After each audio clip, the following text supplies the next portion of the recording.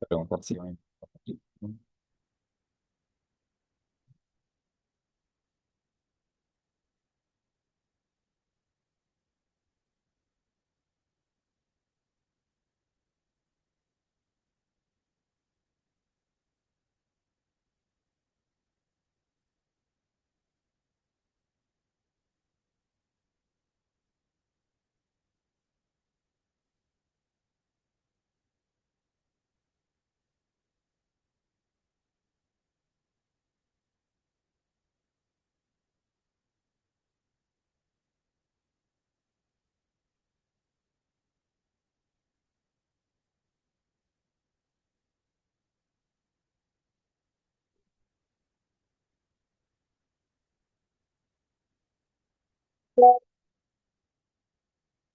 pues muy, muy buenos días a todos aquí presentes, con gran gozo. Nos hemos despertado hoy, sabernos sus hijos, sabernos parte de la Iglesia de Cristo y con el doble gozo de poder aprender de su palabra.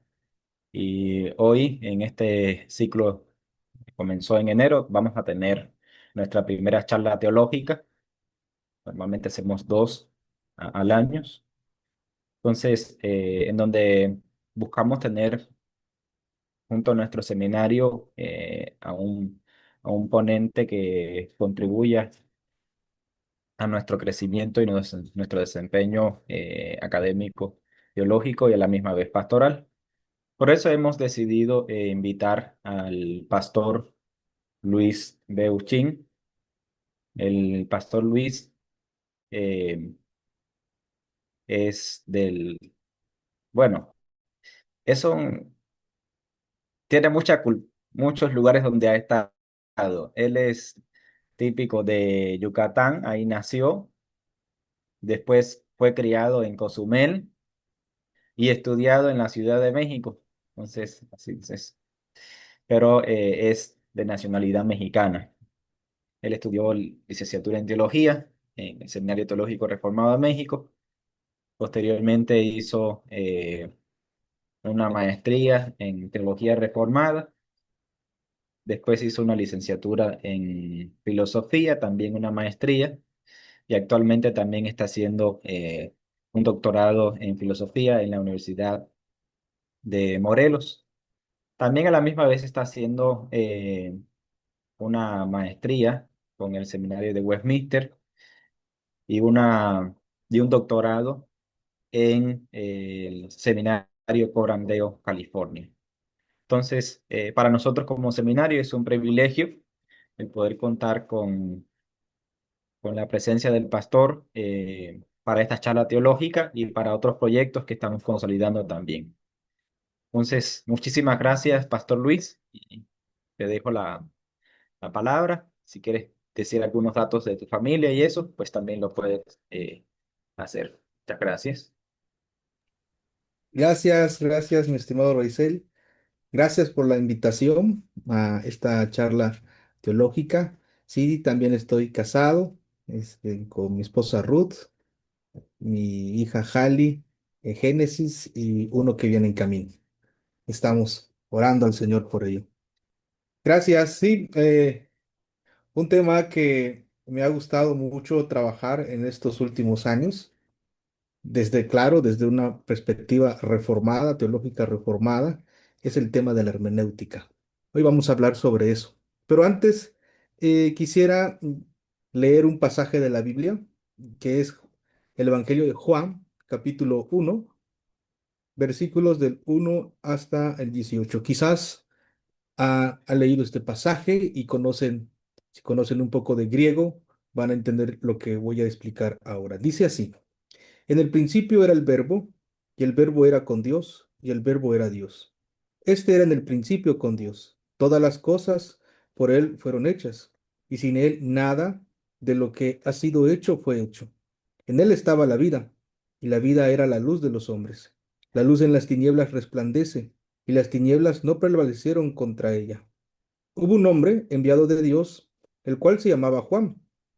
Este vino por testimonio para que diese testimonio de la luz, a fin de que todos creyesen por él. No era él la luz, sino para que diese testimonio de la luz, aquella luz verdadera, que alumbra a todo hombre, venía a este mundo. En el mundo estaba y el mundo por él fue hecho, pero el mundo no le conoció. A los suyos vino y los suyos no le recibieron. Mas a todos los que le recibieron, a los que creen en su nombre, les dio potestad de ser hechos hijos de Dios, los cuales no son engendrados de sangre, ni de voluntad de carne, ni de voluntad de varón, sino de Dios. Que aquel verbo fue hecho carne y habitó entre nosotros. Y vimos su gloria, gloria como del unigénito del Padre, lleno de gracia y de verdad. Juan dio testimonio de él y clamó diciendo, este es de quien yo decía, el que viene después de mí es antes de mí, porque era primero que yo. Porque de su plenitud tomamos todos y gracia sobre gracia.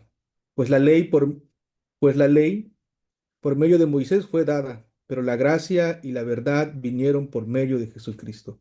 A Dios nadie le vio jamás. El unigénito del Hijo que está en el seno del Padre, Él le ha dado a conocer. El unigénito Hijo que está en el seno del Padre, Él le ha dado a conocer. Sobre todo esta última parte, estas últimas expresiones que aquí encontramos en la Biblia, Él le ha dado a conocer.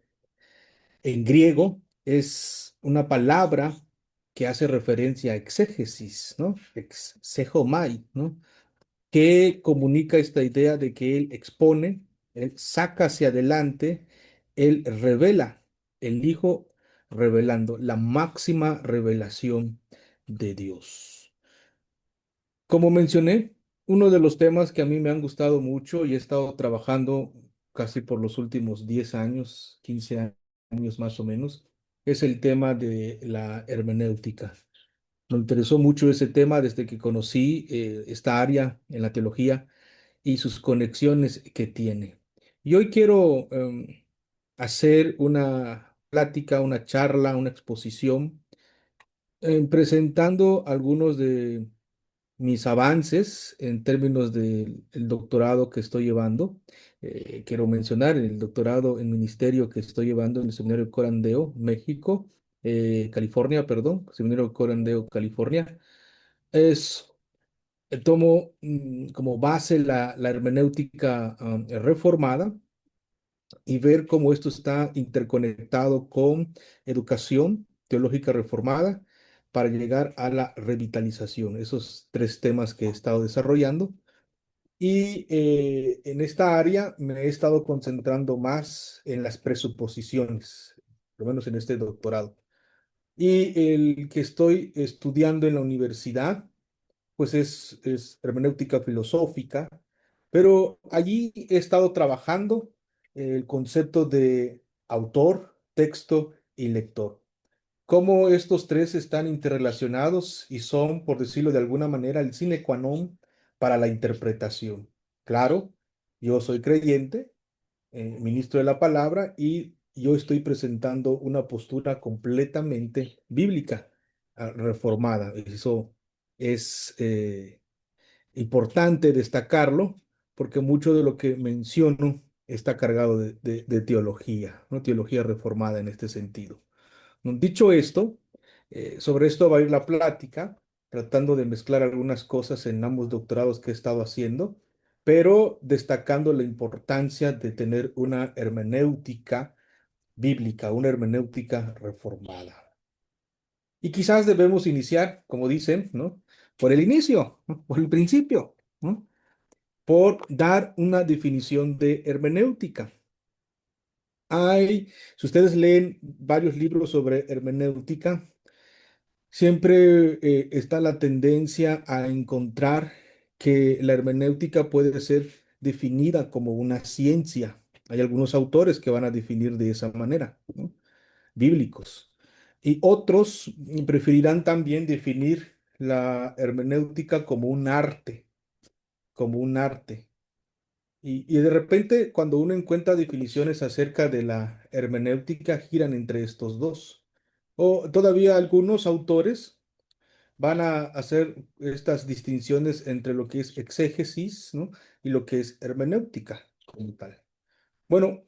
Para poder precisar y dar una, digámoslo de esta manera, una definición provisional, pero que pueda ser integral en el concepto de hermenéutica, podemos decir que hermenéutica tiene tres aspectos. Cuando hablamos de aspectos, estamos haciendo referencia de caras, ¿no? La cara, el aspecto que ustedes pueden ver de mí, ¿no? El aspecto detrás de mí, la nuca. Entonces, estamos hablando de una cosa que tiene tres aspectos, por decirlo así. Hermenéutica, en este sentido, tenemos que verlo desde tres perspectivas, pero al mismo tiempo estas están interconectadas, que no debemos separarlas, porque son aspectos, como decíamos, ¿no? Una primera definición de hermenéutica bajo esto es el aspecto de ciencia, ¿no? Es decir, hermenéutica es la ciencia de la comprensión del texto bíblico. En este caso, hermenéutica bíblica es la ciencia de la comprensión del texto bíblico, del texto sagrado, la Biblia. Desde ahí partimos. Segunda perspectiva interconectada es que hermenéutica no solamente debemos dejarlo como ciencia, también es arte. La hermenéutica bíblica es arte de la interpretación del texto bíblico. Y finalmente, aquí entra una tercera, una triada, por decirlo así, es que hermenéutica también es una disciplina de la interpretación del texto bíblico revelado, ¿no? Estas tres están completamente interconectadas, no podemos separarlas, pero en cada una de estas definiciones se enfatiza algo de la hermenéutica, se enfatiza algo de la hermenéutica que nosotros debemos considerar, porque hablar de la hermenéutica, que sí es una tarea que todo estudiante de teología debe tener presente, no solamente debe verlo como una una disciplina que se queda ahí en el tintero o como una materia que tienen que cursar en el seminario y termina allí, ¿no? Es muy importante considerarlo. Cuando hablamos de hermenéutica como ciencia de la comprensión del texto bíblico, lo que estamos destacando en esta perspectiva es los principios que nosotros encontramos en la propia Biblia que nos dicen, nos hablan del carácter del texto bíblico. Por eso ahí podemos hablar acerca, si ustedes pueden ver la gran mayoría de autores reformados, siempre que hablan de hermenéutica empiezan hablando del carácter del texto bíblico. Es decir, la inspiración de la Biblia, los atributos de la Biblia en este caso, ¿no? Todas sus cualificaciones que tiene la Biblia, ¿no? Sobre todo su inerrancia, pues, la eficacia que tiene la Biblia. Entonces, bajo esto podemos nosotros sacar principios que nos permitirán a nosotros comprender y comprendernos a la luz de la palabra de Dios, ¿no?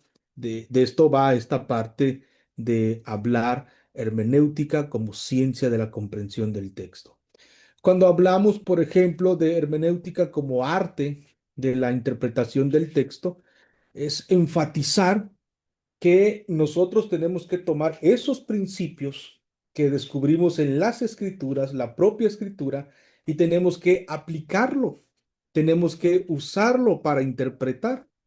De ahí que de repente podemos ver esta conexión con exégesis, ¿no? Cómo usamos el principio, por ejemplo, de la inspiración de la Biblia, cuando llegamos a pasajes que algunos van a considerar como difíciles, complicados como tal, ¿no? Es cómo aplicamos estos principios. Entonces tiene que ver con esto, haciendo referencia en este sentido al intérprete. El intérprete es un creyente, alguien que ha sido objeto de la gracia de Dios y que ha sido iluminado por el Espíritu Santo para poder realizar esta tarea, ¿no? Y hay más aspectos que se pueden hablar acerca de esta área. Y el otro aspecto que hay que considerar es que la hermenéutica es también una disciplina, y quizás debemos agregar espiritual, de la interpretación del texto bíblico, de la comprensión del texto bíblico, también podemos decir. ¿A qué nos referimos con esto? Estamos haciendo referencia a que este proceso interpretativo no se da en nosotros en el vacío, sino que aquí está la intervención del Espíritu Santo, que ilumina nuestro entendimiento con su palabra. Y como solemos decir, nos cae el 20 de lo que nosotros estamos leyendo y poder notar las interconexiones en el texto. De eso va cuando hablamos de hermenéutica reformada. Y quizás debemos agregar desde el principio, ¿no? Se suele hablar, por ejemplo, en esta parte de esta disciplina de la hermenéutica, eh, hablar de que Dios se revela, ¿no?, en su palabra y el Espíritu Santo, eh, que plasma el lenguaje de Dios en lenguaje humano, nos comunica su pensamiento por medio de su palabra. Generalmente se escucha eso en términos colegiales, por decirlo así. Pero cuando usamos la expresión por medio de la palabra, creo que es una expresión que nosotros tenemos que cambiar. Porque si hablamos de que la Biblia es un mero medio, que Dios nos habla por por la palabra, quizás otro medio sean los sueños, ¿no? Quizás otro medio sea un libro filosófico. Quizás otro medio sea algún evento que yo puedo interpretar y ahí Dios me habla. Es decir, usar esa expresión es abrir el abanico de posibilidades en donde Dios me revela la salvación de manera especial. Creo que ahí hay que cambiar, ¿no? Dios se revela, el Espíritu Santo plasma en lenguaje humano su revelación, y cuando hablamos en este sentido de revelación, estamos diciendo que el Espíritu Santo ilumina nuestro entendimiento con su palabra, con la palabra. Eso es muy distinto, ¿no? En este caso, cuando hablamos y conjuntamos todo lo que hemos dicho acerca de hermenéutica, nuestro énfasis tiene que ver con el texto revelado, el texto bíblico revelado. Ah, con esto podemos empezar, ¿no? Haciendo referencia a lo que es hermenéutica. Y podemos desarrollar estos temas en otro momento ampliamente, ¿no? Pero la idea es ver esta conexión, esta triada muy importante que nosotros tenemos que considerar cuando hablamos de hermenéutica. Si solamente enfatizamos hermenéutica como ciencia, vamos a, sí, a apreciar y disfrutar de los principios bíblicos y vamos a considerar la hermenéutica como una tarea meramente humana nada más, ¿no? Y con ciertas combinaciones de otras cosas, ¿no? Y si lo consideramos solamente como un arte, el énfasis va a caer solamente en lo que el hombre hace, ¿no? Y si lo consideramos solamente como una disciplina, meramente, nada más, sin considerar los otros, pues va a ser la tentación de que es una más y listo, no tiene otra más explicación, ¿no? Entonces, desde una perspectiva reformada, nosotros tenemos que entender que Dios nos está dando su revelación y es Dios quien nos está dando la revelación y nos da esta tarea a nosotros de poder interpretar, ¿no? Entonces, ahí nosotros tenemos unas definiciones o una definición, si lo queremos decir en singular, acerca de hermenéutica. Lo segundo y muy importante que nosotros debemos considerar en esta ciencia, arte o disciplina de la hermenéutica son nuestras presuposiciones. Son las presuposiciones que nosotros debemos tener al trabajar con la hermenéutica. Y tienen que ser claras nuestras presuposiciones. Déjenme presentar aquí un cuadro que he elaborado, unas diapositivas no tan elegantes, pero creo que bastarán para, ah, por ejemplo, Presuposiciones básicas de todo intérprete. Aquí hay dos cuadros y que también tiene que ver con una triada, ¿no? Lo primero que nosotros debemos decir como creyentes o creer como creyentes o nuestra presuposición básica es que Dios habla. Y cuando hablamos de presuposición, no solamente nos estamos refiriendo, déjenme de compartir para poder ver, no solamente nos estamos refiriendo a lo que está por debajo, que no se ve y que se construye. Por ejemplo, cuando pensamos en una casa o la edificación de una casa, generalmente los cimientos no se miran. Y a veces se suele pensar en presuposición como algo así, ¿no? Algo que no se ve, pero que está allí, que sostiene todo un edificio. Pero presuposición va mucho más que eso, ¿no? La presuposición tiene que ver con la preeminencia desde donde arranca el pensamiento, en este caso, desde donde arranca la construcción del edificio, esa preeminencia. Y nuestra presuposición básica es el hecho de que Dios habla.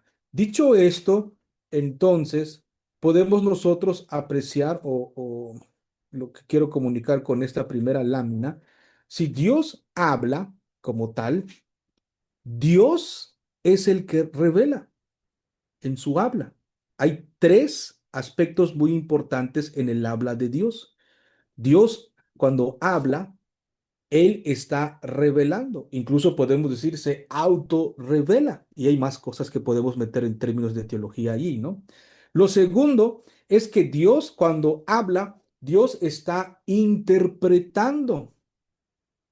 Dios interpreta. Cuando Dios habla, está implícito este concepto de que Él interpreta. Y finalmente, cuando Dios habla, está implícito de que Dios aplica. Dios está aplicando. Esa tiene que ser nuestra presuposición desde el cual nosotros partimos para hablar acerca de hermenéutica bíblica o reformada. Esto es lo destacable, ¿no? Porque si Dios habla, en su hablar, Él se revela. Y en ese revelar nos está interpretando y al mismo tiempo aplicando. Déjenme explicarlo de una manera más sencilla a través de ejemplos bíblicos que pueden ayudarnos, ¿no? Uno puede leer el pasaje de Génesis capítulo 2. Si vamos a Génesis capítulo 2, por poner este ejemplo, versículos 16 y 17. Quizás ustedes han leído esto con referencia al pacto de obras. Y mandó Jehová Dios al hombre diciendo, de todo árbol del huerto podrás comer, mas del árbol de la ciencia del bien y del mal no comerás, porque el día que de él comieres ciertamente morirás. Dios aquí está hablando. De hecho, la primera cosa que Dios hace cuando crea al ser humano en el versículo 28 del capítulo 1 y los bendijo Dios y les dijo, Dios hablando. Si Dios habla, significa que Él está revelando. Aquí en el capítulo 2 vemos que Dios está revelando algo, ¿no? Y todos empezamos a ver que estamos en el contexto de un pacto que en la Confesión de Fe de Westminster y otros hacen referencia a que esto es el pacto de obras. Dios revelando una revelación, diría, voz preredentiva, aquí en Génesis capítulo 2. Pero al mismo tiempo, Dios está interpretando. Vean, de todo árbol del huerto podrás comer. Cuando Dios dice de todo árbol del huerto, Dios ya le está dando la interpretación a Adán de que esas cosas que ve allí, que nosotros ahora sabemos que son hojas verdes de color verde, que están allí diferentes quizás, ¿no? Todas esas cosas que están allí se llaman árboles. Dios le está diciendo, le está interpretando a Adán lo que está alrededor, lo que embellece este jardín, son árboles. Y al mismo tiempo, el Señor está aplicando, más del árbol de la ciencia del bien y del mal no comerás, porque el día que de él comieres, ciertamente morirás. Dios en esto está manifestando lo que es bueno y lo que es malo. ¿No? El hombre no había experimentado en este sentido lo malo, pero ya Dios le está diciendo que lo que Él dice es lo bueno y lo que Él prohíbe, que el hombre no tiene que hacer, Él tiene que abstenerse de algo. Hay consecuencias. ¿Mm? Entonces, vean, Dios está haciendo esto, ¿no? Esto tiene que ver con lo que llamamos presuposiciones. En este sentido, cuando nosotros hablamos de hermenéutica, cuando nosotros consideremos esta palabra, todo inicia con Dios, todo parte con Dios y es Dios. Muchos de los libros de hermenéutica que he tenido la oportunidad de leer, en realidad tengo bastantes libros de hermenéutica. Aquí puse a mi lado dos cerros de libros. Ah, Generalmente se empiezan a concentrar en cómo interpretar. Muchos de los libros empiezan después de hablar un poco de la hermenéutica bíblica, a la hermenéutica sacra, algunos autores, ¿no? Entran inmediato en cómo interpretar. Y pues dan una serie de pasos que tenemos que realizar para interpretar. Eso es bueno, es bueno hacerlo, tener esa importancia. Pero antes de eso, nosotros tenemos que pensar en este hecho, una parte ontológica. No solamente nosotros tenemos que ver los pasos que nosotros tenemos que seguir, sino pensar en por qué es posible la interpretación. ¿Por qué es posible la interpretación? No solamente en cómo interpretar, sino por qué es posible la interpretación. Cuando nosotros entramos en esa pregunta, nosotros podemos responder, ¿es posible la interpretación? Incluso podemos decir, ¿es posible toda interpretación del ser humano creado a la imagen conforme a la semejanza de Dios? Es un ser que interpreta. Y es posible que el ser humano interprete porque Dios es el que interpreta.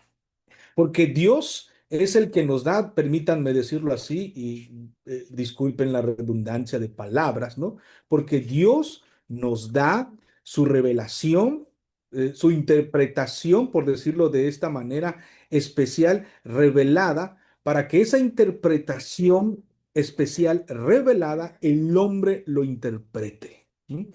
En este caso, el creyente, el cristiano. Y claro, cuando decimos hombre, estoy pensando también en términos de la revelación general. Todo ser humano, en este sentido, por el hecho de ser creado a la imagen de Dios, interpreta, aunque su interpretación puede ser correcta, apegado a lo que Dios dice en la Biblia. Sin embargo, si no es un creyente, si rechaza a Dios y odia a Dios o detesta a Dios, aunque él puede ver una manzana y decir es una manzana como tal, esa interpretación que él hace de verificar qué es eso lo que dice que es, resulta en su condenación para él. Porque si él puede afirmar ciertas cosas con lo que él puede verificar y decir que es, pero niega que sea parte de la creación de Dios y que Dios haya hecho esto, resulta en él en condenación, ¿no? Pero el Hijo de Dios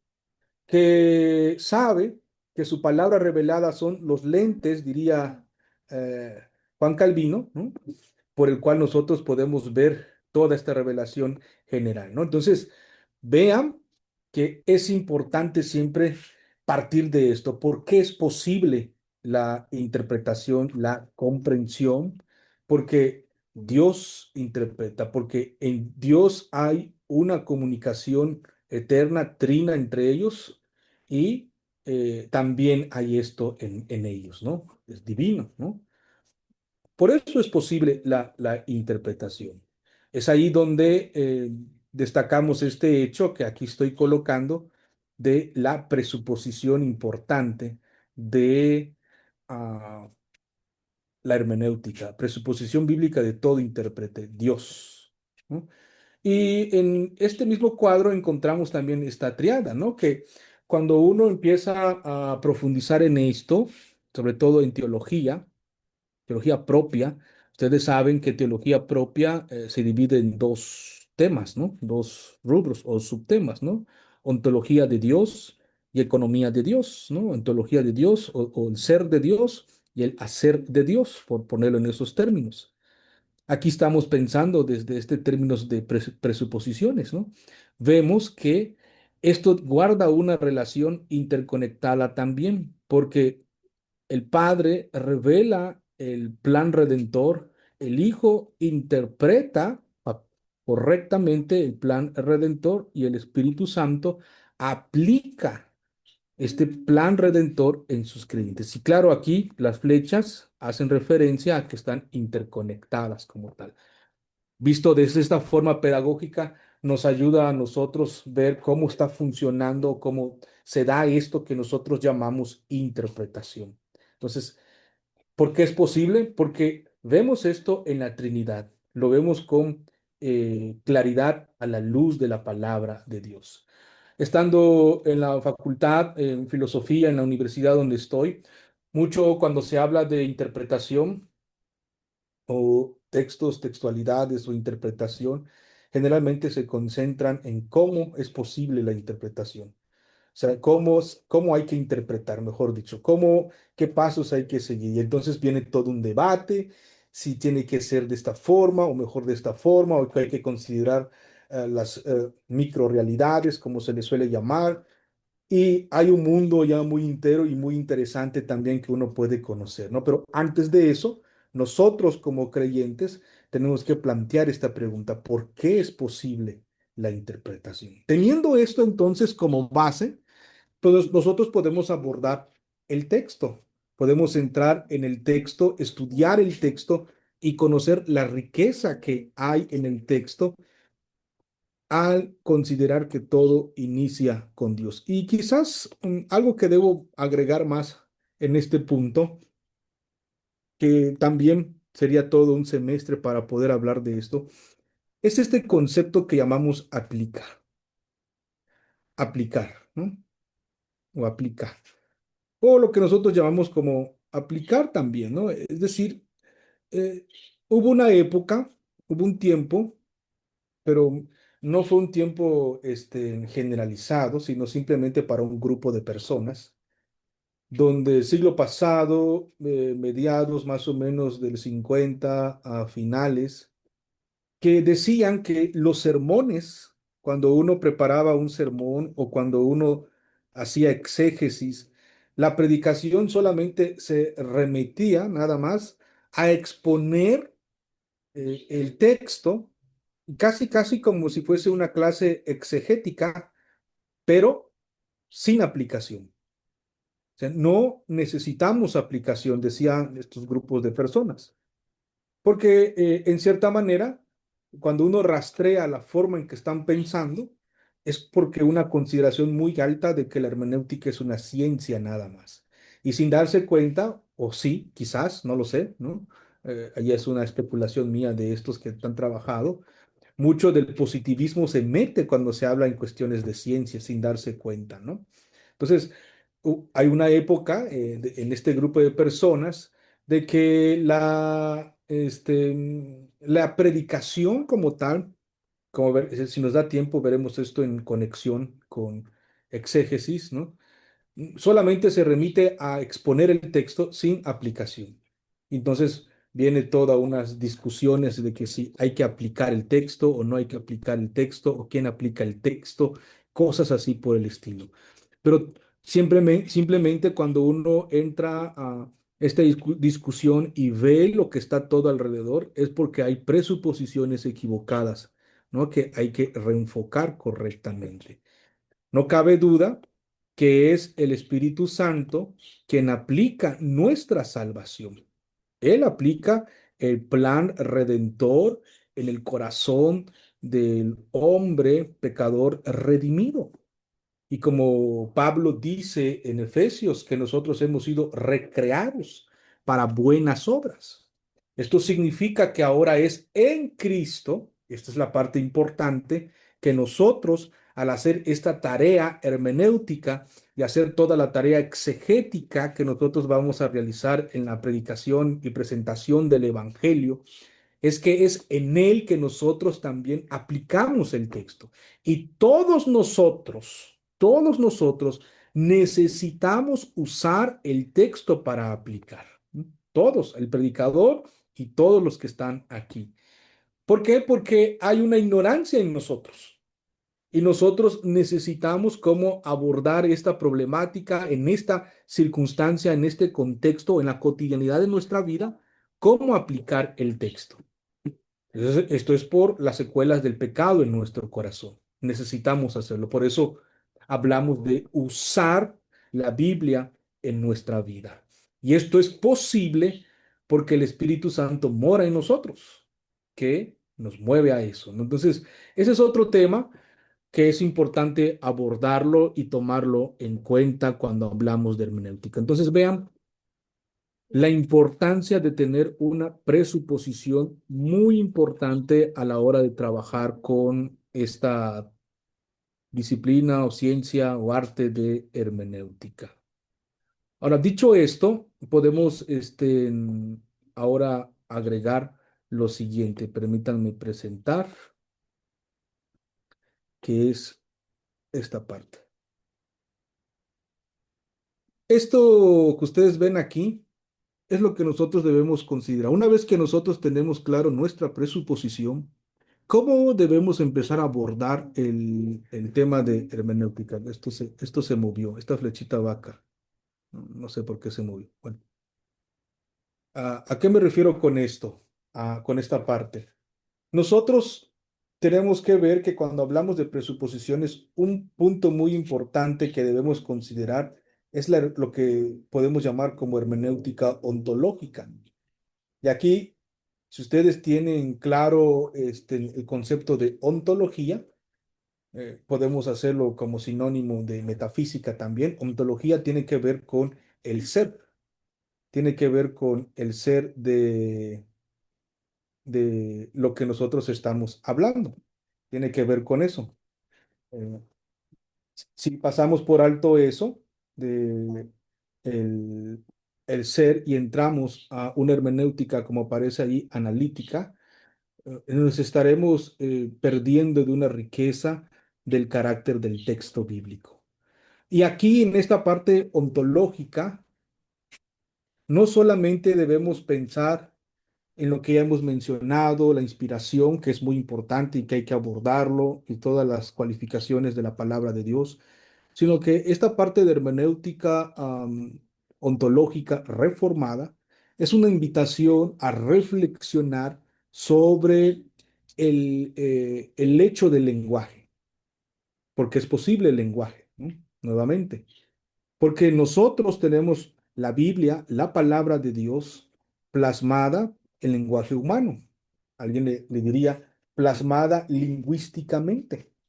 Y si está plasmada lingüísticamente, nosotros necesitamos conocer el lenguaje desde esta perspectiva también ontológica. Es decir, la revelación especial, como nosotros lo conocemos en teología, podemos también verlo desde esta óptica ontológica y decir que la Biblia, la palabra de Dios, es la plasmación lingüística de la intencionalidad de Dios.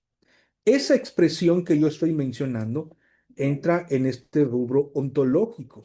Y esta expresión o esta oración que yo he dicho tiene mucha importancia a la hora de trabajar con la hermenéutica, que es eso que nosotros decimos con que la hermenéutica es plasmación lingüística, la palabra plasmación. ¿Qué es eso que nosotros decimos de que esa plasmación lingüística es intencionalidad de Dios?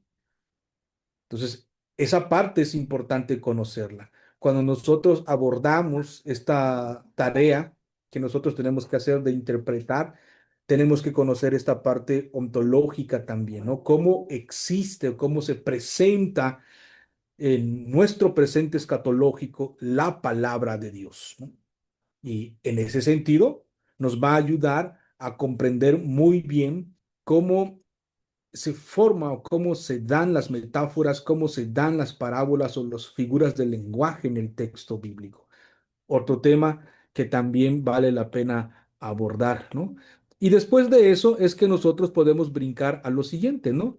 Hermenéutica analítica, pero es la flechita va acá, pero se movió la imagen, ¿no? Y la hermenéutica analítica tiene que ver con presentar las pasos, las reglas que nosotros necesitamos para la interpretación. Primero, partiendo de la presuposición básica con Dios, ver cómo la Biblia está plasmado en lenguaje humano, ¿sí? Y al mismo tiempo, después, como paso que tenemos que hacer es tener estos principios ya ejecutándolos, los pasos que nosotros tenemos que dar para interpretar. Muchos de los libros de hermenéutica siempre empiezan con lo segundo, ¿no? Lee mucho el texto, ve el contexto, ve la palabra que más se repite, después las interconexiones, esos son los pasos, hermenéutica analítica, ¿no? Pero nos brincamos mucho de lo primero, que creo que es importante también en todo aquel que está trabajando esta tarea o que realice esta tarea, tener en cuenta esto. Claro, esto es vital. Una vez que nosotros tenemos sólido el pensamiento en esto, nuestra tarea de hermenéutica, no con esto quiero decir que es sencillo o es fácil, ¿no? Pero sí nos va a abrir bien, el Señor ilumina nuestro entendimiento para ver cómo se conectan las cosas en el texto bíblico, ¿no? Y poder crecer en el conocimiento del Señor, en enseñarlo a otros y en aplicarlo en nuestra propia vida y en la vida de otros. Déjenme ir un poco más rápido para que el tiempo no nos gane. Bueno, aquí también hay otra parte de la presuposición centrada eh, en Dios de la exégesis bíblica, ¿no? Presuposición centrada en Dios de la exégesis bíblica. Dentro de la exégesis bíblica, eh, también es muy importante el lenguaje, como hemos hablado, la historia y la cultura. Por eso cuando hablamos del concepto este principio de histórico, gramatical, teológico de la interpretación, en cierta manera estamos siguiendo esta secuencia, ¿no? Una vez dado por sentado nuestra presuposición, ¿por qué es importante el lenguaje? Porque Dios habla, eso lo hemos dicho. ¿Por qué es importante estudiar la historia? Porque Dios manifiesta su providencia. ¿Por qué es importante la cultura? Porque Dios ordena hacer cultura. Déjenme explicar. Lo primero lo hemos dicho, ¿no? Dios, en este sentido, habla. Pero, ah, ¿por qué es importante estudiar la historia cuando nosotros hacemos exégesis o estamos entrando en el texto? De repente se dice, hay que conocer la historia, el contexto del pasaje, porque todo texto sin contexto es un pretexto, entonces necesitamos conocer la historia. Y a veces cuando se aborda esta parte histórica del texto, se aborda bajo presuposiciones también equivocadas, ¿no? A veces se puede tener un concepto equivocado de la historia. Y entonces empezamos a ver que en la historia pasa esto, se dio esto, y de repente sin darnos cuenta o conscientes, dejamos que la mera historia como tal, o lo que después se le va a conocer como historicismo, ¿no?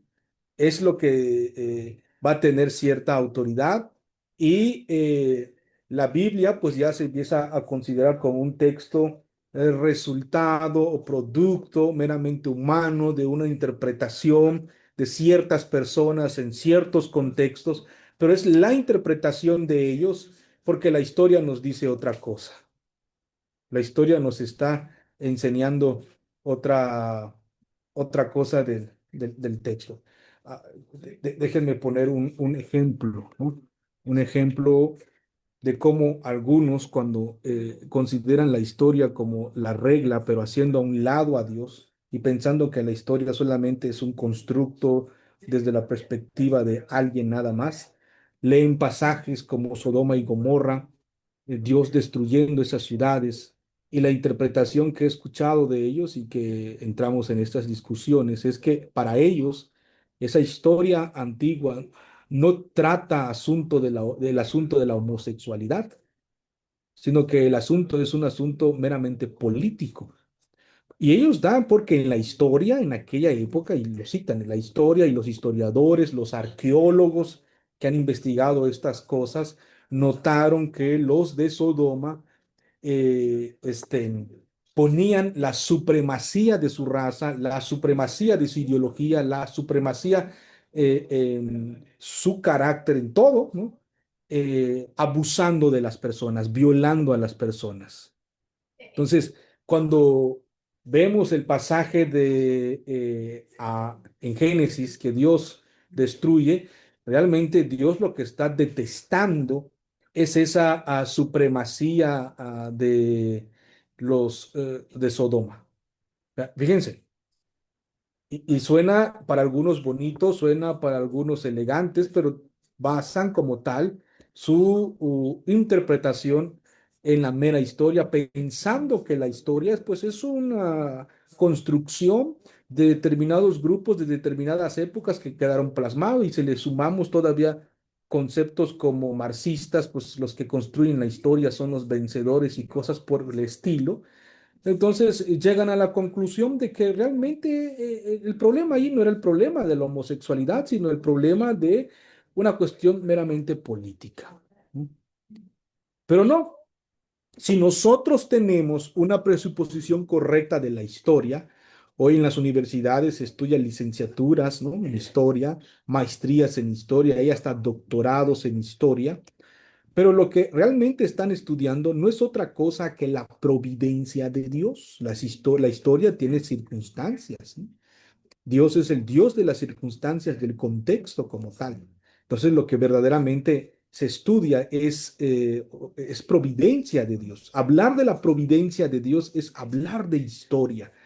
Cuando tenemos esa presuposición importante también, básica, nosotros podemos entrar en el texto y ver que es Dios quien está en control de todo. Sí, podemos decir, ok, tenían esta cultura los de Sodoma, pero Dios es el Dios de la historia, Dios es el Dios de las circunstancias. El problema grave como tal no se refiere a un asunto político, están completamente en contra de Dios, tergiversando muchas otras cosas importantes que Dios había establecido en Génesis capítulo 1, como este aspecto de la ordenanza y la creación, etcétera, etcétera, etcétera, etcétera, ¿no?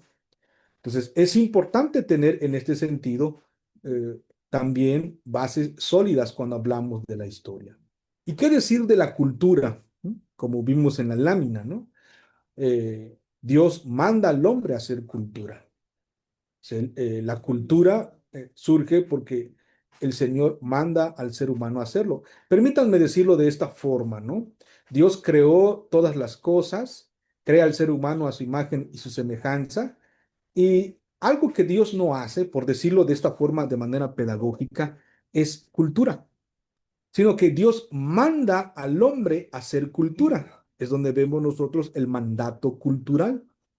Y podemos ver en Génesis capítulo 4 cómo el ser humano hace cultura. Claro, a Caín como pecador, todo lo que desarrolla va en contra de Dios, pero no cabe duda que mucho de lo que hace también es en beneficio del pueblo de Dios, ciudades, ganadería, música, etcétera, etcétera. ¿Mm? Entonces, el hombre hace cultura. Por ponerlo en términos aún más sencillos, ¿qué es esto de cultura? ¿No? Uno puede ver el río es algo natural que el Señor ha creado, parte de la creación, pero si en el río vemos una presa, eso es cultura, eso es cultura. Ah, el aula de clase, de manera presencial, diríamos, es lo natural. Pero ahora tenemos aulas virtuales como esta, ¿no? Eso es cultura también ya, ¿no? Entonces vean la importancia de lo que el ser humano hace, ¿no? Entonces cuando entendemos que Dios manda esto a hacer al hombre, estudiar un pasaje es también conocer la cultura que está allí. Y es la palabra de Dios que evalúa la cultura. Y muchos otros aspectos están metidos en estos temas que nosotros requerimos conocer, pero con presuposiciones correctas, bíblicas, para abordar el texto. Y que cuando digamos nosotros, la Biblia dice esto, pues más vale que lo que yo diga, que lo que yo enseñe, que lo que yo predique, sea lo que Dios está diciendo. Es allí la importancia de tener esta responsabilidad en la predicación. Déjenme avanzar un poquitito más. Y aquí está esta parte, ¿no? El sine qua non entonces de la interpretación, esto tiene que ver con otro tema, otro apartado, es esta triada, autor, texto y lector. Autor, texto y lector. Para toda excelente interpretación, como creyentes, necesitamos tener claro estos conceptos de autor, texto y lector. En esta parte yo he estado también trabajando un poco, sobre todo en la universidad, y esto acrecienta más nuestro interés y también, digámoslo así, la limpieza cuando nosotros trabajamos con el texto bíblico, porque estos tres están implícitos. Cuando hablamos de autor, estamos hablando de metafísica. Cuando hablamos de texto, en cierto sentido, estamos hablando de epistemología. Cuando hablamos de lector, estamos hablando de ética. Estas tres cosas están metidas. eh, los elementos indispensables de la interpretación. Hubo una época en la historia de la humanidad, donde el énfasis recaía en el autor. Dilthey, un filósofo, aquí entramos en una parte filosófica, ¿no? Enfatizó, incluso desarrolló este concepto de comprensión y desarrolló también esta idea de explicar y comprender, ¿no? Estas dos cosas. De ahí sale la palabra comprensión con Dilthey. Y Dilthey va a colocar el énfasis en la intención del autor. Y en esa época, todo va a girar a conocer la intención del autor. Después va a venir otro hermeneuta, Schleiermacher, que a algunos lo van a considerar en la historia de la filosofía como el padre de la hermenéutica moderna. Lo va a colocar su asiento en los sentimientos. Este va a ir brincando más como en el lector. Pero empezando con Dilthey, él pone este énfasis mucho en el, en el autor como tal. Pasa más tiempo eh, y a principios del siglo XX este concepto cambia, ¿no? Llegan otros pensadores como Saussure, otros filósofos que van a hablar acerca del lenguaje y después surge lo que algunos van a llamar como el giro lingüístico, ¿no? Ya no es el autor, ahora es el texto. Y van a haber pensadores que van a desarrollar mucho sobre esta base, ¿no? Uno de los más importantes que va a trabajar sobre esta base del texto, y es un filósofo que he trabajado ya y trabajé mucho esto en la maestría, es Romain Ingarden, ¿no? Trabaja mucho sobre el texto. Pero incluso en su libro, uno de sus libros, dice que para trabajar con el texto, una de las cosas que no tenemos que considerar es al autor. Hay que sacarlo fuera. Dice. ¿Por qué? Porque esa época o ese tiempo de consideración del autor ya había pasado. Entonces ahora es el puro texto. Y sí, de ahí van a surgir la historia de la literatura, el estructuralismo y muchas otras cosas como estas, ¿no? A finales del siglo XX hay otro giro completamente, ¿no? Viene Husserl y todo su grupo, ¿no? Y otros que van a hablar acerca de la recepción estética y van a puntualizar mucho al lector, muy fuerte al lector. Y entonces van a empezar a surgir otros de hablar de la muerte del autor, como Ronald Barthes. Él va a decir, el autor está muerto, por lo tanto solamente tenemos el texto, ¿no? Es un énfasis que va a colocar en uno de sus escritos. Michel Foucault va a venir y va a decir, no, no, no, no es tanto que el autor esté muerto, sino que el autor es una construcción social de un recurso de poder y va a hablar y va a desarrollar también su pensamiento sobre eso. Hasta que llega Jacques Derrida y dice, bueno, pues hay un susurro nada más del autor en el texto. O sea, estos pensadores siempre como enfatizando, y va a ser Derrida quien va a ser muy claro. Si nosotros hablamos de autor, parafraseando lo que él dice, estamos implicando una metafísica. En el fondo, negar la autoría es negar la metafísica. Y la metafísica tiene que ver con nuestra realidad. Y cuando hablamos de nuestra realidad, por decirlo también en términos sencillos, tiene que ver con Dios y su creación. Dios es distinto a su creación. La creación no es una emanación de Dios y la creación no es Dios. Negar entonces el autor es negar esta posibilidad. Y entonces viene el brinco para con el texto, como autores que he mencionado, ¿no? Incluso ahí va a entrar también, no solamente Roman Ingarden, va a estar Hans Georg Gadamer, ¿no? Importancia con el texto. Y a finales del siglo, principios que ya murió este pensador, es Paul Ricoeur, ¿no? Que también va a trabajar con el texto, un énfasis. Y ellos van a destacar y van a puntualizar desde distintas perspectivas el mundo representado en la obra de texto, ¿no? Y este mundo representado no es otra cosa que posibilidad de conocimiento. En el texto nosotros encontramos posibilidad de conocimiento, que nosotros decimos es epistemología. Hay allí epistemología, ¿no? Con estos pensadores. Ah, y sobre todo en esta época que se ha acentuado mucho al lector. Ahora es el lector que puede significar el texto, ya ni siquiera es el texto como tal. Para ti significó eso, está muy bien.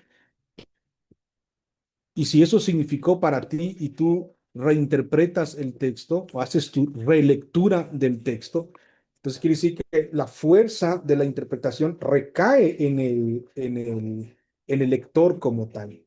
Ya no es el autor, ya no es el texto como tal, sino lo que el lector cree que es. En ese sentido, él ahora es quien determina qué es lo bueno y lo malo, ¿no? Como en Génesis capítulo 3, ¿no? Conoceréis el bien y el mal, ¿no? Él determina. Si para él significó eso, está bien. Y esto ocurre, por ejemplo, si han tenido la oportunidad de ver literatos cuando los entrevistan. Es que a mí me pareció fascinante esto que tú decías, pero ellos después escriben, pero es que eso que me dicen no es lo que yo estoy diciendo, ¿no? Pero como que hizo un clic con esa parte y salió su mundo y conectó con ello, ¿no? Sí. Por decirlo en otras palabras, el lector arroja su mundo en el texto y bajo ese arrojo de su mundo en el texto interpreta. Eso se llama eisegesis, ¿no? Se llama eisegesis. Por eso, cuando hablamos o cuando presento este cuadro aquí, estamos haciendo también referencia de que estos son los elementos importantes para la interpretación. Si el autor tiene que ver con metafísica, Dios es la fuente de toda realidad, por eso el texto dice algo. Si el texto, Dios es la fuente de todo conocimiento, por eso tenemos conocimiento de Dios, de nuestra realidad, del mundo. Cuando hablamos de lector ética, Dios es la fuente de la conducta, ¿no? Él dice en su ley, en su palabra revelada, qué es lo bueno y qué es lo malo. Entonces vean cómo esto está interconectado también cuando hablamos de hermenéutica y que nosotros tenemos que considerar. Y aquí tiene la preeminencia el autor. El autor que nos deja su texto bíblico, un autor vivo, y su texto como tal, leer su texto es verdaderamente escuchar al autor divino, y el lector como tal es confrontado, su mundo que trae el texto es confrontado, entra en el mundo, descubre esa realidad, o como diría una persona que ha estudiado de cosmovisión, se me fue el nombre ahora, descubre que hay un mundo allá afuera, sí, hay otra realidad allí. Cuando sale del texto, por decirlo de esta manera pedagógica, descubre que está viviendo esa realidad, ¿no? Y entonces hay un cambio en su vida. Entonces, esto hay que considerarlo cuando trabajamos en hermenéutica, no pasarlo por alto. ¿Y a qué me refiero con esto? Que nuestra exégesis, nuestra hermenéutica y también nuestros sermones tienen que destacar esto. Es decir, el hecho de que nosotros predicamos la palabra es porque Dios nos está dando su palabra. El hecho de que tenemos un texto es porque es Dios quien lo plasmó. El hecho de que ahora nosotros escuchamos o predicamos es porque es Dios quien está aplicando esto en nuestro corazón para que usemos en nuestra vida. Nuevamente está conectado, no está divorciado.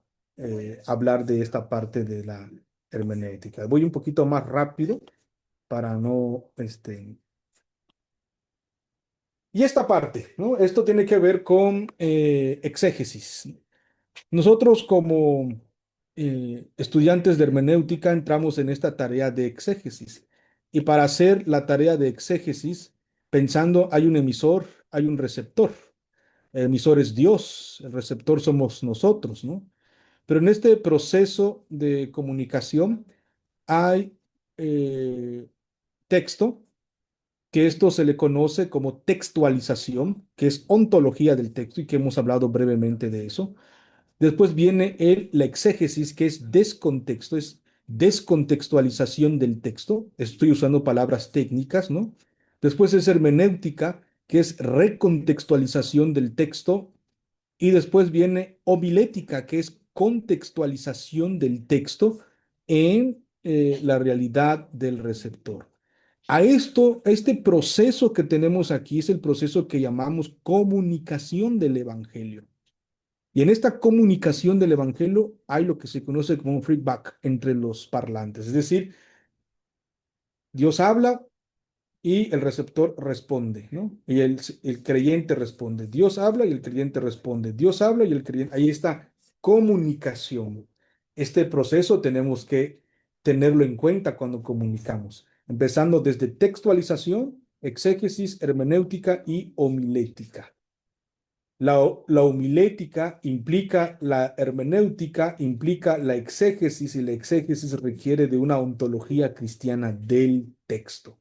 A veces cuando se enseña hermenéutica, solamente nos quedamos en esta parte y sí, fascinados por lo que trabajamos en el texto, pero no consideramos esto y no consideramos esto. Creemos que esto no está conectado con esto y hermenéutica no está conectado con esta parte. O cuando nos enfocamos exégesis uno, exégesis 2, ver cómo desglosamos los discursos y vemos que pensamos que no está conectado con esto. O cuando llevamos homilética, creemos que todo esto no es necesario, sino simplemente pues buscar cierto tema,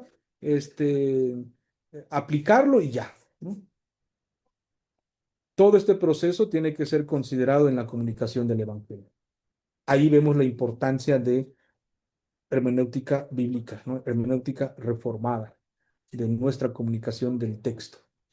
Y que teniendo un concepto claro de textualización bíblica, de descontextualización, recontextualización y contextualización, trabajando desde esto, podemos ver que es la palabra de Dios, no somos nosotros los que transforman a las personas. Es la palabra de Dios que debe llegar, la comunicación del Evangelio al receptor. Por eso la importancia de que nosotros trabajemos la hermenéutica, el que hace hermenéutica es un creyente, en este caso hermenéutica bíblica, ¿sí? Alguien que estudia y que conoce estas áreas como tal, ¿sí? Bueno, déjeme ver si tenemos algo más que compartir.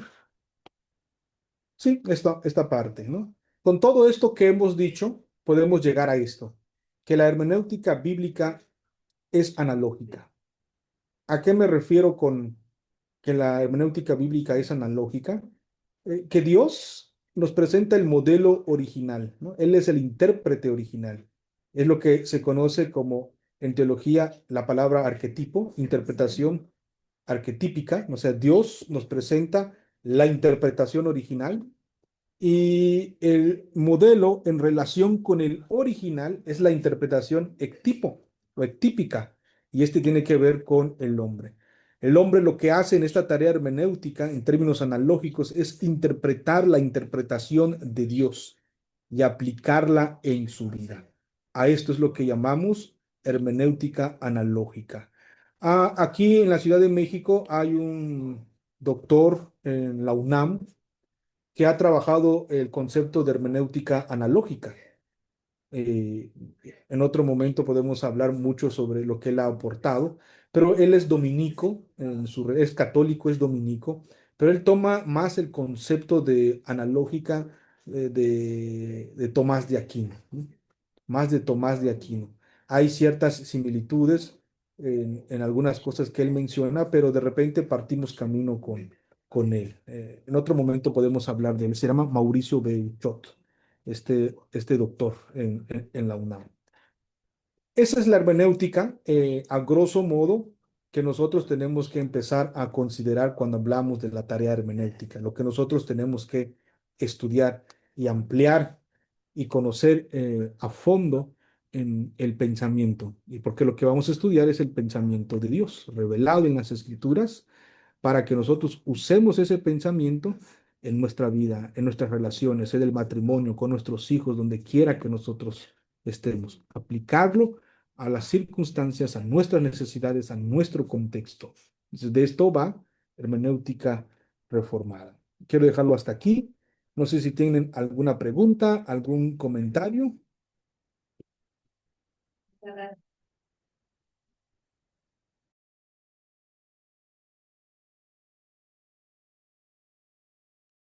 Yo tengo una consulta, ministro. ¿Se escucha? ¿Sí? Era en relación al último, al penúltimo esquema sobre el paso de la transmisión del mensaje, donde colocaba que era Dios, la exégesis, la hermenéutica y la homilética. ¿Eso es un plano general de hermenéutica o la hermenéutica está impresa en ese, es como esa tercera parte del esquema que colocó? O ese representa una hermenéutica bíblica, el esquema en general? En este diagrama estoy colocando el proceso de comunicación. Y en el proceso de comunicación se implica la hermenéutica. Por eso ahí aparece la hermenéutica como tal. Claro, si lo vemos desde el punto de vista de comunicación, es decir, comunicación del Evangelio, hay todo un tema allí, ¿no? Es importante la hermenéutica, es lo que intento decir, ¿no? Si lo vemos desde el punto de vista hermenéutica, incluso esto puede ser un panorama amplio de cómo el mensaje que Dios da, yo como ministro de la palabra, yo como maestro, tengo que pasar por este proceso en esta tarea para comunicar el mensaje. Es decir, ambos están relacionados desde estas perspectivas que estamos hablando. Si yo hablo solamente de la comunicación del Evangelio o el Evangelio de gracia, es ver todo este proceso que hay que realizar. No sé si esto ayuda un poco más. O sea, son dos caras son dos caras que nosotros tenemos que considerar en esta tarea, por un lado de comunicación del Evangelio y por otro lado de la hermenéutica. Ujú. Ok, gracias. ¿Algún otro comentario, alguna otra pregunta?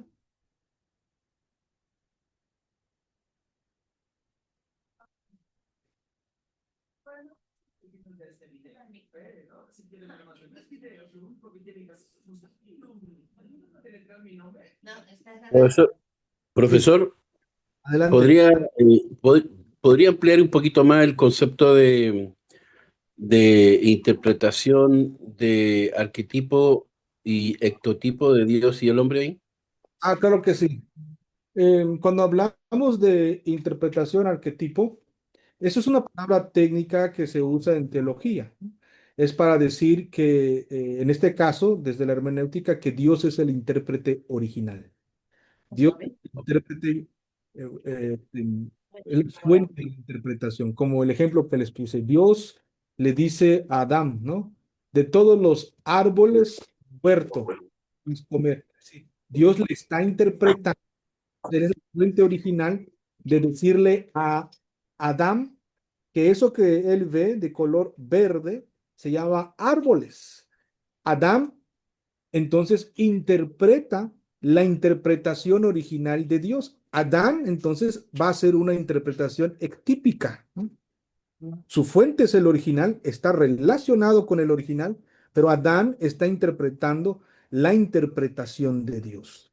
A eso es lo que nos referimos. Por eso la hermenéutica reformada es una hermenéutica analógica, porque parte de la fuente de Dios. O como decíamos cuando vimos esta parte de, o como expliqué la parte de presuposición, ¿por qué es posible la interpretación? Porque Dios es quien nos interpreta primero, ¿no? Entonces nosotros interpretamos, ¿no? Eh, lo podemos ver de otra manera. Déjenme colocar otro ejemplo. Hay personas que estudian, por ejemplo, la gravedad, por decirlo así, y descubren leyes en la gravedad y siguen descubriendo más cosas, ¿no? Eso que ellos descubren en la gravedad lo están descubriendo verdaderamente, ¿no? En ese sentido, pero eso el Señor lo colocó. Si el Señor dijera, esto es gravedad, o esto se llama gravedad, lo único que hace el hombre es interpretar la interpretación de Dios y descubre más cosas. Una interpretación ectípica en este sentido. Por eso es analógica. Y así nosotros podemos colocar ejemplos sobre eso. No sé si ayude un poco, hermano. Sí, absolutamente. Muy, muy bien, profesor. Había algo en relación a eso también, si me permite, que, que me hizo pensar en el asunto de que,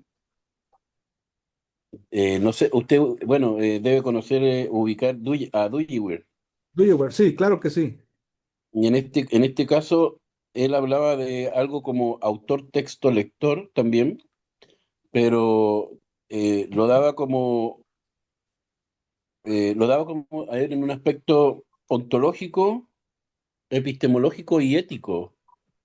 Bueno, igual tenía que ver con más o menos la línea teológica que se manejaba en ese tiempo sobre querer relacionar la Biblia, sacarla un poquito más de lo que era la teología interna, por decirlo de alguna manera, y entenderla y explicarla hasta el punto ya más cotidiano en todas las esferas de la soberanía de Dios, como dice, o todas las esferas soberanas de Dios, en donde finalmente se traspasaba la política, la economía, a todo. Entonces, me recuerda mucho lo que usted dice a este sistema ontológico, epistemológico y ético que él más o menos alineaba. No sé si me salgo mucho del tema, pero es lo que Ok, de repente uno puede ver en Romanos o algo así. sí, una diferencia, porque quizás he leído varios libros de Dewey, sobre todo sus críticas, este, sobre todo algunos reformacionales que yo conozco, ellos son de los que no van a enfatizar el punto de la aplicación. Hay un libro de ellos que es muy leído, que es el libro de, es un libro que consideran como cosmovisión, ¿no? La creación consumada, ¿no? Allá es una introducción al pensamiento reformacional. Siempre hablan de que hay en la creación un orden y hay ciertas reglas y eso es lo que hay que seguir. Pero la mayoría de los que yo he conocido y platicado con ellos evitan el tema de la aplicación como tal, ¿no? Ahí está nuestro punto de diferencia con ellos. Y sobre todo hay otras cosas epistemológicas, que su epistemología de ellos es parte de lo que se conoce como el yosismo, ¿no? El yo como tal, en el ser humano. Y partimos camino. Ahora no estoy diciendo con ello que aquellos que optan por esta línea de pensamiento no son cristianos, no, son creyentes. Hay unos que son creyentes, pero tienen esta perspectiva y han abrazado mucho esta forma de pensamiento. Pero eso no quiere decir que teología reformada no ha abarcado todas las áreas de la vida, es al contrario. Teología reformada siempre tiene que ver con toda la vida, es teología para la vida. Nunca, o sea, no hay ningún momento en la vida del ser humano que no sea teológico, por decirlo así. ¿No? Eh, Algunos pensadores reformacionales dirán que no es así, que el médico o cosas así por el estilo no puede ser algo teológico, ¿no? Pero está implicado varias cosas allí, ¿no?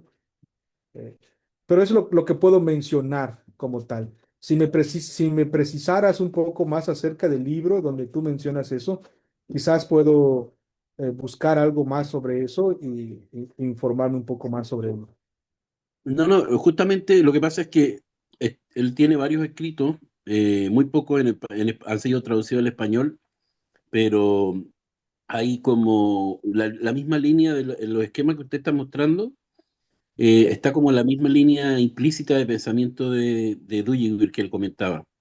Básicamente se expresa, claro, en ese aspecto los reformados de esa área tenían ese problema de que, bueno, la teología se aterriza a lo práctico o no, porque se quedaba como más dentro de las iglesias. Exacto. Bueno, Kuyper, Dewey y gente como ellos y los que lo siguieron, lo empezaron a aplicar más a la parte ética, después de todo lo anterior, ¿no? Y básicamente con una teología analógica o una hermenéutica analógica, como usted menciona.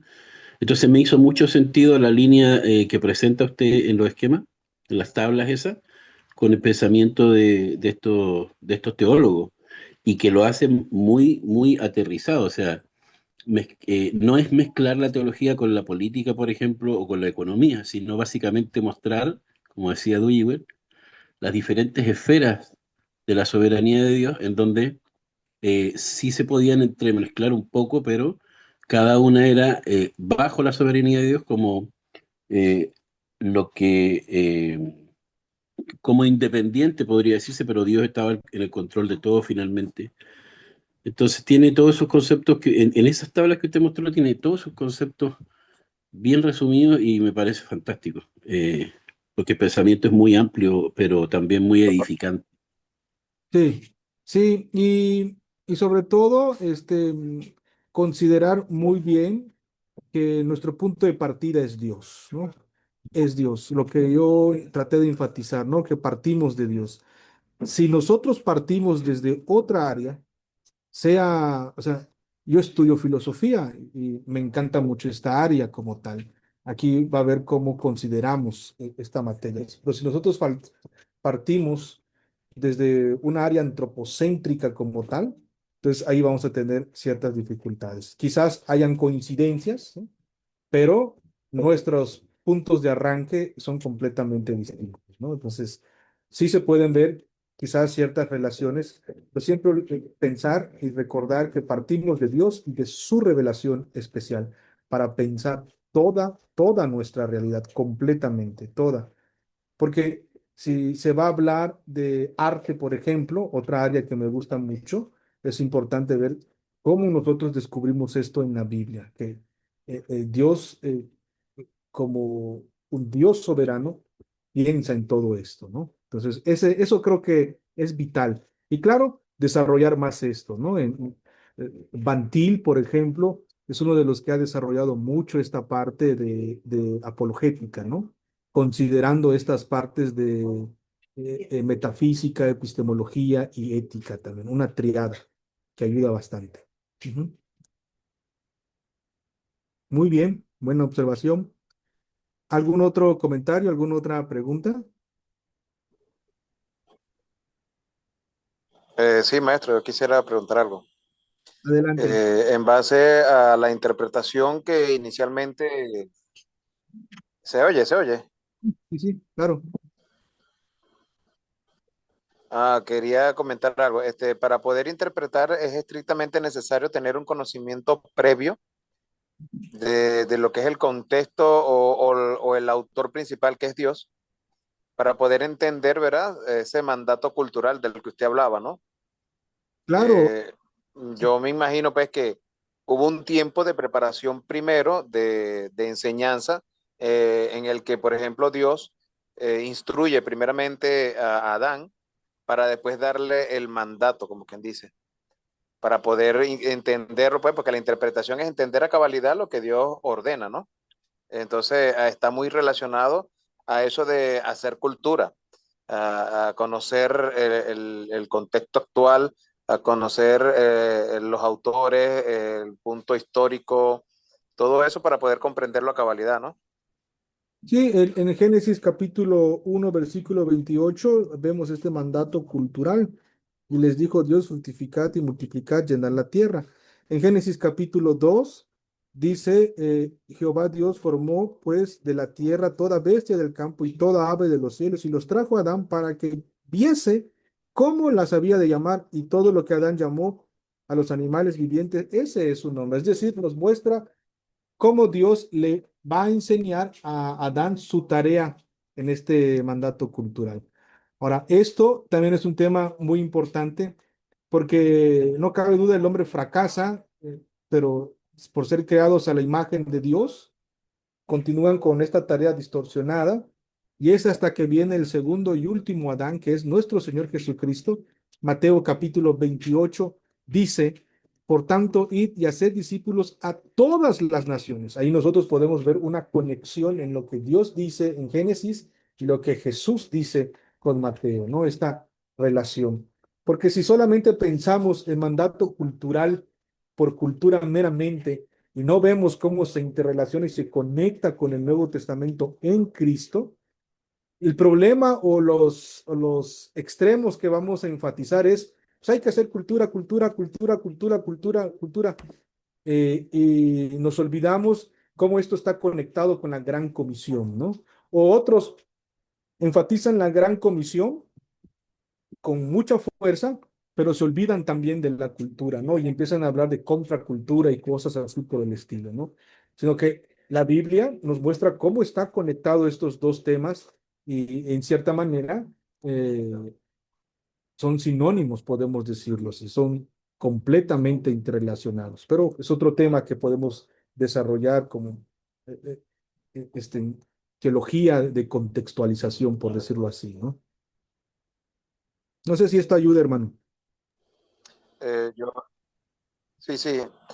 Yo le hago la pregunta, es más que todo enfocado a que en la actualidad, pues nosotros como reformados establecemos una filosofía, pero Ujú. establecemos una filosofía ya en base a ese conocimiento, pues, porque si vemos las diferentes formas de interpretación, bien sea de los diferentes campos evangelísticos como el pentecostal, el libre, en este caso nosotros reformados, difieren bastante, pues. Y Ujú. es necesario partir de que es fundamental para poder interpretar correctamente, es necesario conocer sobre lo que es la teología propia, sobre lo que es Dios, quién es el autor, principalmente para después ir entendiendo lo que realmente Él quiere que nosotros apliquemos en nuestra vida. Claro, así es. Necesitamos conocer a Dios, ¿no? Es decir, voy a decirlo de esta forma, todo concepto de prolegómenos o todo concepto previo tiene un carácter teológico, ¿no? Lo prolegómeno tiene un carácter teológico. Necesitamos conocer a Dios, partimos de Dios, ¿no? Y quizás sirva, ¿no? Calvino decía en sus instituciones, ¿no? Que hay dos caminos, o empezar con Dios o con el hombre. Al final de ese primer capítulo dice, pero vamos a empezar con Dios, ¿no? Ahí está, epistemología, empezando con Dios.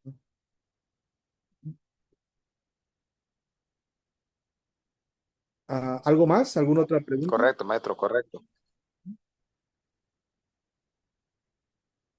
¿Algún otro comentario?